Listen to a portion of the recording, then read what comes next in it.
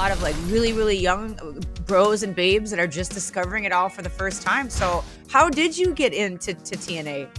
It was everything to do with Jeff Jarrett and his family. He and I are lifelong friends, been friends for ever and ever. I guess acquaintances prior to that, but probably since the early 90s, we became close friends. And you've been in all different kinds of venues and Yep. businesses, and you have acquaintances and then you have friends. And Jeff and I became close, and our families, back in the day, still do to this day, actually vacationed together and went on trips together. And so when TNA got going, I was really only there to try to help TNA get some, because at that time, I was racing more regularly in NASCAR and doing all that, just trying to really help TNA get more mainstream crossover attention. So I came in and I brought some of my racing buddies in. Sterling Marlin came in back in the day and did some appearances, as did some other people. But yeah, it was simply a friend trying to help a friend back in those days. And through that,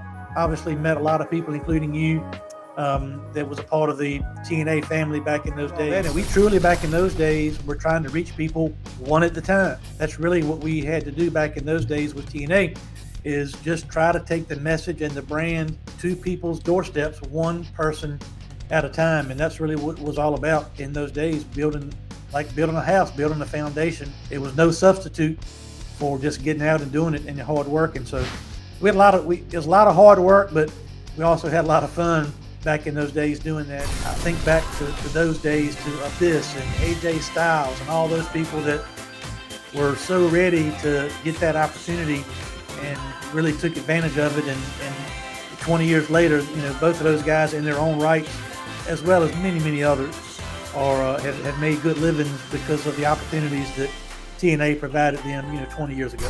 You got